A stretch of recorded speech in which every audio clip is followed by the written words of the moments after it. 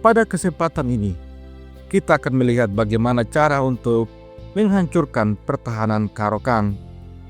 Kita akan belajar dari Badur Jobava untuk menaklukkan salah satu pembukaan terbaik yang dimainkan oleh hitam ini. Badur Jobava memulai permainan dengan E4. Lawannya adalah piketer Kolombia, Jose Cardoso, merespon dengan C6. Setelah D4 dan D5, Jobava mendorong E5. Cardoso kemudian keluarkan gajah F5, lalu Jobava serang gajah. Gajah serang benteng, tapi F3, dan gajah kemudian mundur ke petak G6. Di posisi ini, Jobava memainkan langkah kunci yang sangat penting untuk membongkar Karokan. Dorongan pion ke petak E6. Langkah ini membuat gajah petak gelap hitam menjadi pasif.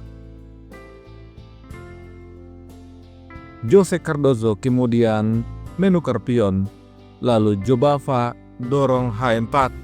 Setelah H5, gajah diadu.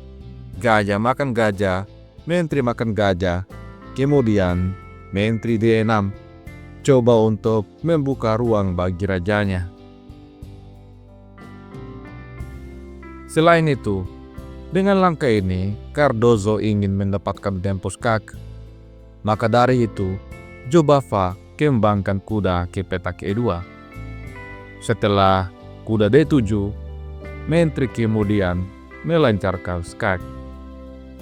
Raja geser dan gajah D5. Persiapan mengeluarkan perwira sayap menteri agar bisa rokade nantinya. Jose Cardoso kemudian mengembangkan kuda raja, lalu kuda D2. Setelah itu, Cardoso mendorong pion E5, mengorbankan sebuah pion agar pion E5 bisa dimainkan sehingga gajah petak gelap bisa keluar nantinya. Merespon hal ini, Jobava memilih untuk rokade. Kemudian, Jose Cardoso menantang pertukaran menteri dan mengorbankan kudanya. Tentu saja, jika menteri makan menteri, maka kuda makan menteri. Posisi ini akan cenderung seimbang. Maka dari itu, demi mempertahankan tekanannya, Badur Jobava tempatkan menteri di petak F7. Sekarang, dia siap untuk sekat kuda. Namun tentu saja, Jose Cardoso menukar kudanya terlebih dahulu.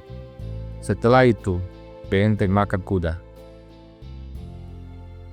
Setelah pertukaran ini, rupanya putih semakin unggul. Jose Cardoso kemudian merespon dengan pion makan pion.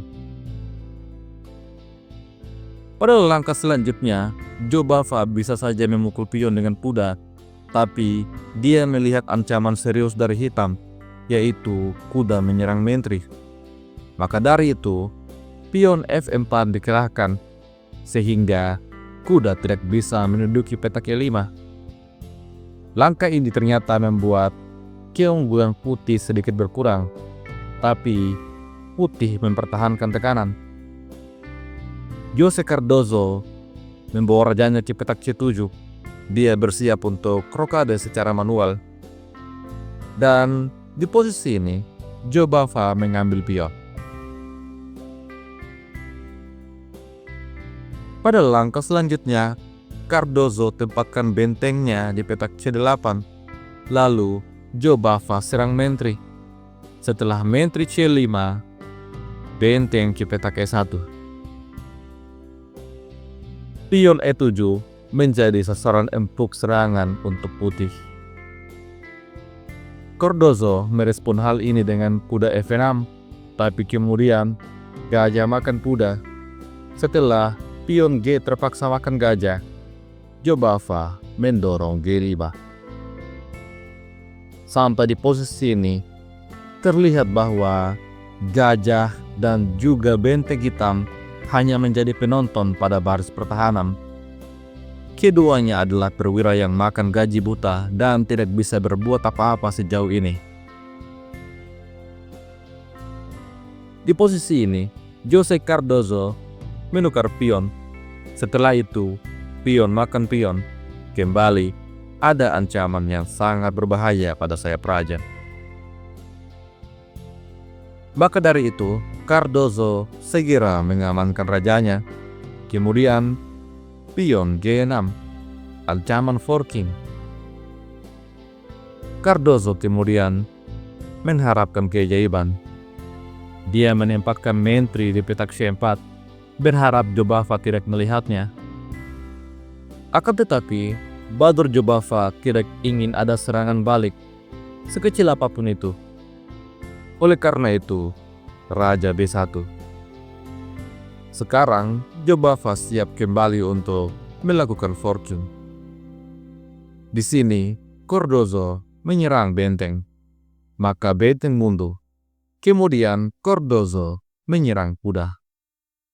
Dengan langkah ini, maka gajahnya siap untuk keluar. Jobava kemudian mengambil pion dan akhirnya Cardozo berhasil untuk aktifkan gajahnya. Akan tetapi, pada langkah selanjutnya, pion G7 maju. Benteng terancam. Di posisi ini, Jose Cardozo mengharapkan keajaiban. Dia memainkan menteri G4, berharap Jobava tidak melihat ancaman skakmat. Tapi tentu saja Jobava langsung menggeser bentengnya ke petak E1. Sekarang benteng siap untuk dihantam. Maka Cardozo menggeser bentengnya ke petak G8. Di posisi ini, Jobava mendorong Katija, membuka ruang bagi rajanya untuk lari ke depannya. Pada langkah selanjutnya, Cardozo yang berada pada posisi dilematis memainkan gajah D4, dan Jobava berhasil menempatkan bentengnya pada baris 7. Cardozo belum juga menyerah. Dia mencoba untuk mainkan menteri F4, tapi kemudian benteng makan pion, skak, raja lari. Setelah itu, kuda makan gajah. Sampai pada posisi ini, Jose Cardozo akhirnya menyerah. Jika menteri makan kuda, maka benteng E ke petak E7. Ancaman skakma dalam 5 langkah.